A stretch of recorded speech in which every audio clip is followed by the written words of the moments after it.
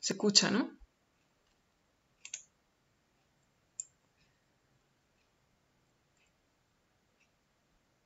Vale, antes tenía un problema de sonido, pero ahora sí se me escucha bien, creo.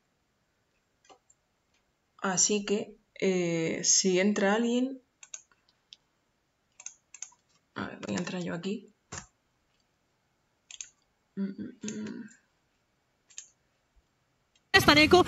Espera, ¿aparece como que estoy en directo yo? ¿Aparece como que estoy en directo yo? Sí. ¿Aparece como que estoy en directo yo? Sí.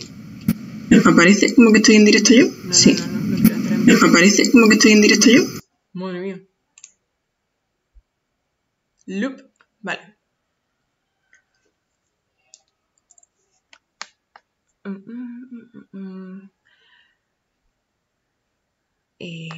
Claro, el enlace que he puesto aquí es exactamente el mismo, ¿no? Sí, claro. Vale.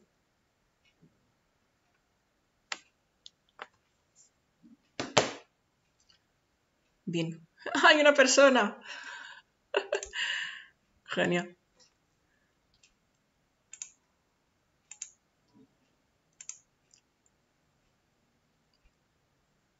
Vale, ahora sé que se me escucha. Antes me tiro media hora sin sonido y seguramente quien entrara antes pensaría que soy imbécil. Pero siendo la primera vez que utilizo esto, ya me imaginaba que algo saldría mal, seguro.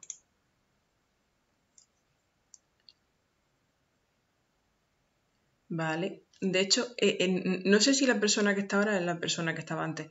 En ese caso has tenido mucha paciencia, amigo. Es que me he dado cuenta de que la media hora que he hecho antes no tenía sonido cuando he visto ya el vídeo final. Lo cual es muy triste, pero es el tipo de cosas que me suelen pasar a mí con los vídeos, así que... Vale, pues a esta maravillosa persona que está viéndome voy a empezar a contarle cómo empecé a escribir novelas. Fue más o menos con 18 años cuando empecé a darme cuenta de que mis esquemas chocaban con la realidad. Yo creo que a todos nos ha pasado eso antes o después, que en la infancia y en la adolescencia estamos en una burbuja y cuando salimos de ella y salimos al mundo, pues nos damos cuenta de que las cosas no son como pensábamos. Y claro, supongo que cada uno encuentra su forma de hacer cuadrar esquemas mentales con realidad.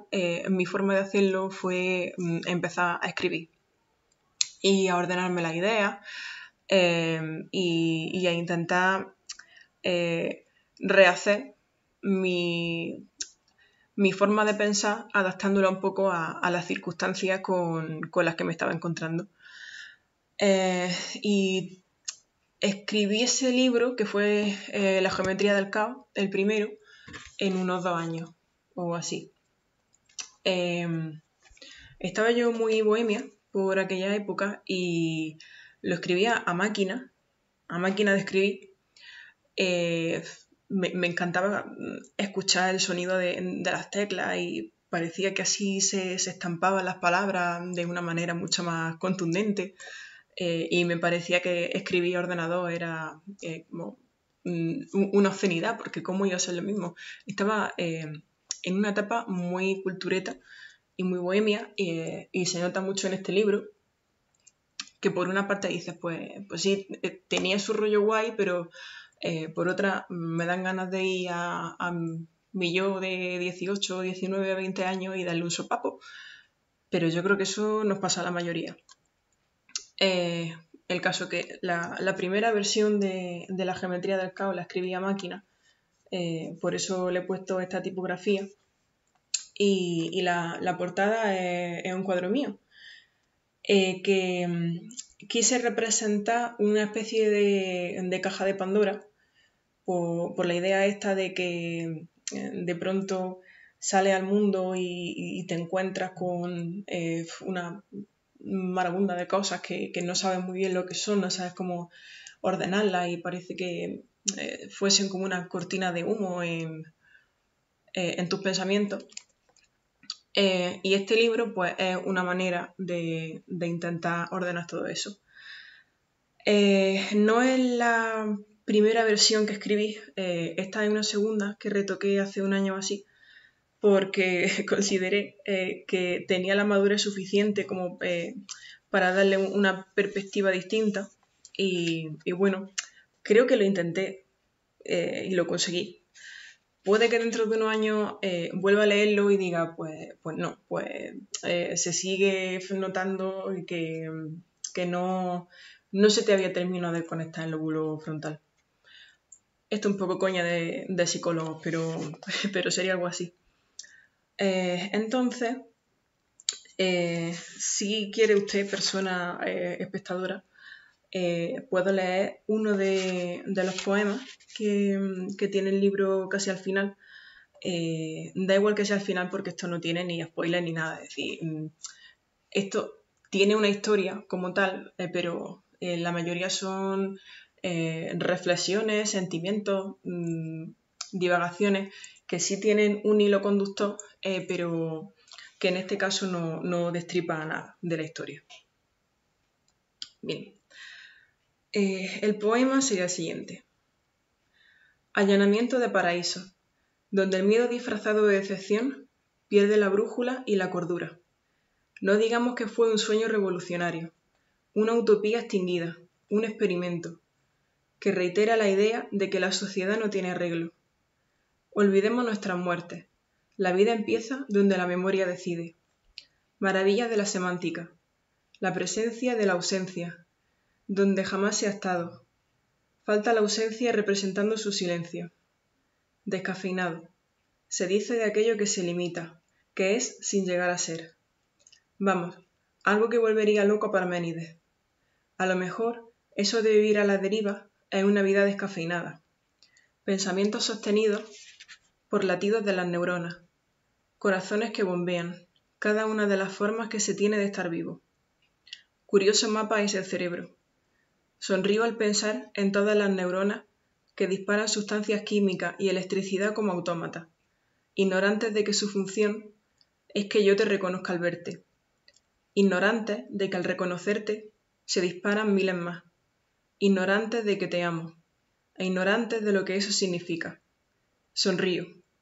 Qué jodida suerte ser humano. Lo bello y lo bestia. Inmenso título para una canción, pero ¿por qué el empeño por encajar lo hermoso en lo trágico, en lo oscuramente romántico o en la decadencia existencialista? Como armadura contra los posibles golpes de aprender a caminar por el mundo real. Reivindico que apostar por los buenos tiempos no quita la inspiración, como cuenta la leyenda. Es más bien cambiar de musa. Ese despertar donde se traza la figura que soñó la nostalgia en ese paraíso que acabamos de allanar. Bueno, este es un ejemplo de uno de los poemas de la geometría del caos. Y con eso, si seguimos temporalmente, más o menos un año después de terminar de escribir la geometría, fue cuando me fui de Séneca a Santiago de Compostela el último año de carrera. Y ahí empecé a escribir sin querer escribir. Es decir, yo iba anotando frases que se me ocurrían y con el tiempo tenía tantas frases que me di cuenta de que algunas encajaban con un tipo de discurso o con un tipo de personalidad, otras con otro distinto y otras con otro distinto. O sea que de ahí me surgió la idea de crear 3 personajes y con esas frases que le cuadraban a cada uno desarrollar su historia y sus personalidades. Y todavía no sé muy bien cómo lo conseguí, pero esos 3 personajes encajaron entre sí y me encajó una historia en la que los 3 se relacionaban, los 3 interactuaban, de hecho bastante, porque hay una especie de triángulo amoroso entre ellos, pero a mí misma me resultó curioso cómo pude crear personajes que entraban en conflicto entre sí, teniendo en cuenta que en el primer libro, en la geometría, era una única protagonista, Ariana, con sus pensamientos y intentando ordenarse la cabeza un poco. Así que Los huracanes fue curioso en ese sentido.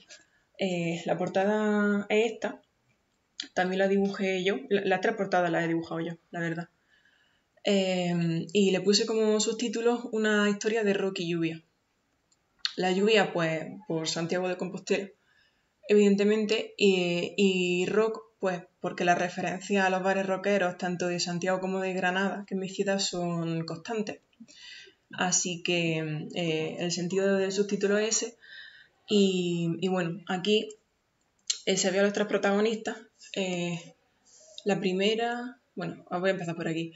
El primero es el Luis, el que se va a Santiago y el que está intentando buscar allí, pues, qué quiere hacer con su vida, quién es él fuera del entorno en el que siempre ha estado, porque se toma el viaje como una autoterapia, en cierta forma.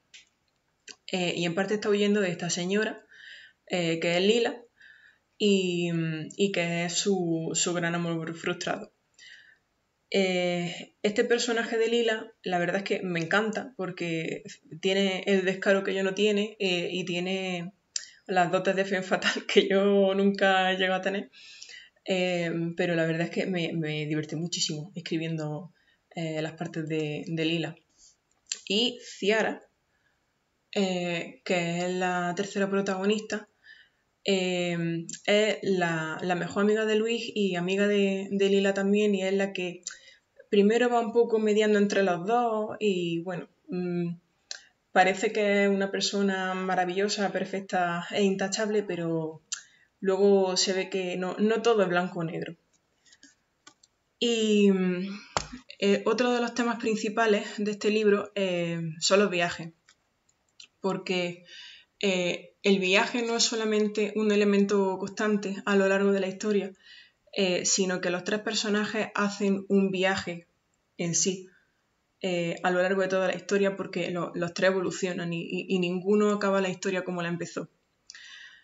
Y bueno, ahora, con perspectiva, me resulta gracioso ver cómo me imaginaba yo la vida de estos 3 personajes en 5 años, imaginándome que la mía en esos 5 años sería similar, que no lo ha sido en absoluto, porque tiene una especie de epílogo que está ambientado en el 2018, creo, y claro,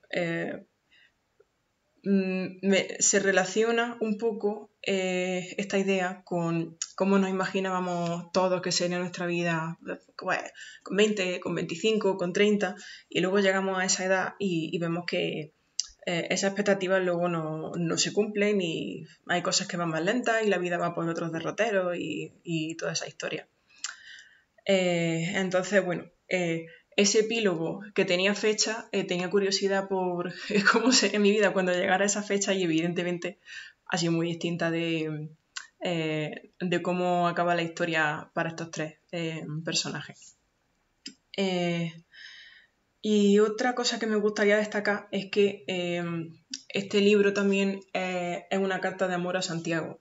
No sé si habéis estado allí, posiblemente por el Camino de Santiago mucha gente sí, pero yo creo que es una ciudad para dedicarle tiempo, para pasearla, para disfrutarla y para enamorarse de ella totalmente.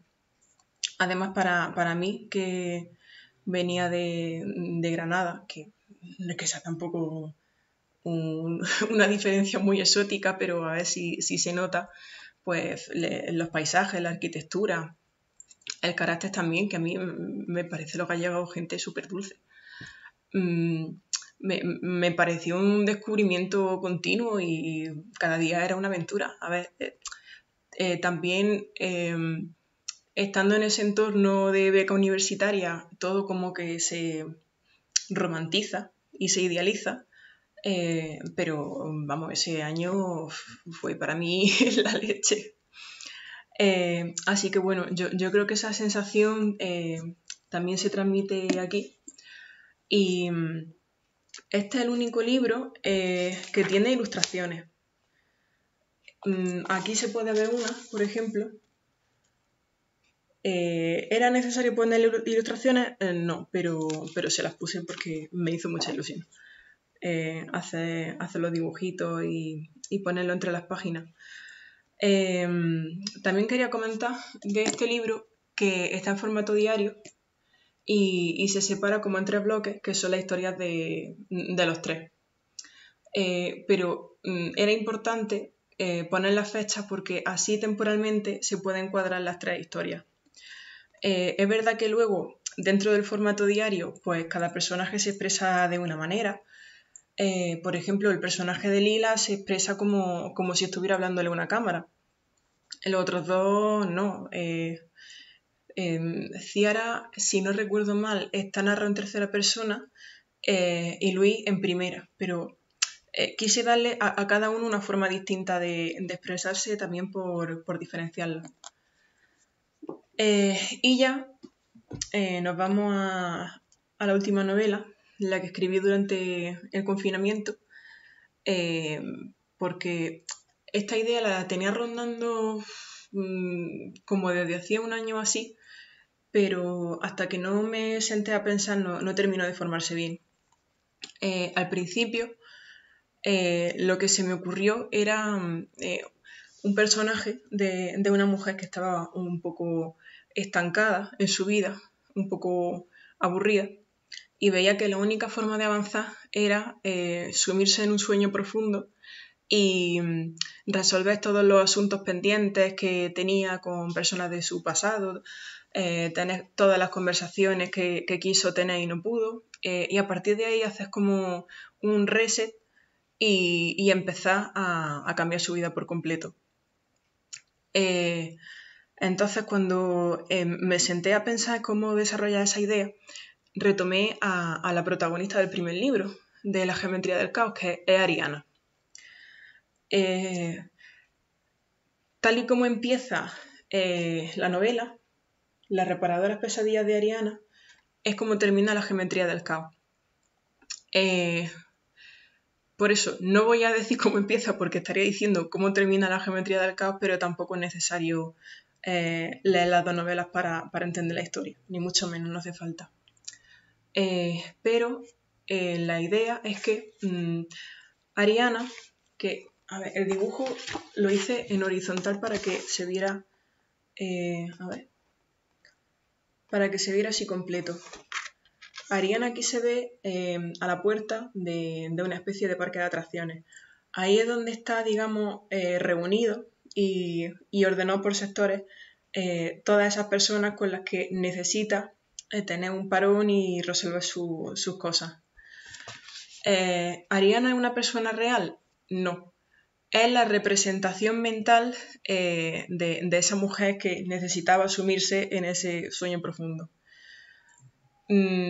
¿Qué es una representación mental? Es que he visto que hay quien ha tenido dudas con este concepto, pero viene a ser esa representación de nuestro yo que todos tenemos en nuestra mente. Es decir, todos nos vemos a nosotros mismos de una manera concreta y digamos que dentro de nuestra cabeza pues somos como nuestro propio personaje. Pues eso sería Ariana para la mujer real que vive en el mundo real y que necesita resolver su historia y que utiliza a su yo onírico o mental pues para resolver esas tareas. Porque al final, cuando tienes esas conversaciones mentales con personas con las que te gustaría hablar, en esa escena te imaginas a ti mismo hablando con esa persona, ¿vale? Pues esas escenas son las que se dan en Las reparadoras pesadillas de Ariana. ¿Qué más puedo contar? Sin hacer mucho spoiler. No solamente aparecen personas con las que tiene asuntos que resolver, sino de personas que forman parte del imaginario mental que todos tenemos. Por ejemplo, aparecen actores, cantantes, gente a la que admira, personajes de dibujo, animados también. Es un poco circo en ese sentido y también por eso la gente que lo ha leído ya, que he hecho bastantes colaboraciones ya con booktubers y bookstagramers, me han dicho que es muy divertido y es que es verdad que he ido metiendo tantos personajes y tantas situaciones surrealistas y diálogos sin filtro, digamos, que es verdad que es divertido y que yo luego he cogido alguna página y la he abierto y me ha hecho gracia. Así que, aparte de ser cortito, yo creo que es dinámico, que al ser divertido también, la parte que tiene más reflexiva se aligera bastante, lo cual yo creo que está genial, porque desde mi punto de vista, el problema de la geometría del caos del primero fue ser excesivamente intenso, introspectivo, filosófico, y creo que eso acaba cansando a cualquiera. Así que creo que en las reparadoras pesadillas he encontrado el punto perfecto entre dinamismo, historia, escenas y reflexión. Así que, bueno, los tres se pueden encontrar en Amazon, tanto por el nombre del libro como buscando mi nombre. Por Rocío Villena ya salen los tres y están a un buen precio, ninguno pasa los 10 euros realmente, y la verdad es que si queréis publicar alguna novela, esta es la manera más sencilla. Es gratuita, tú te llevas tu margen de beneficio en las ventas, pero no tienes que pagar nada. Y lo que sí es verdad es que tú te tienes que encargar de todo el trabajo. O sea, las portadas las tienes que hacer tú, el texto tienes que adaptarlo tú, tienes que corregirlo, tienes que ver si al subirlo no se te mueven los márgenes, toda esta historia. Así que, bueno, esta es mi experiencia escribiendo. Si me seguís ya en mi cuenta de Instagram, ahí subo bastantes frases. Es Hipaticus, igual que el canal. Y bueno, nos seguimos viendo por aquí. Creo que este directo ya salió bien, al contrario que el primero. Y ya está. Que muchas gracias por este rato de charla y nos vemos pronto.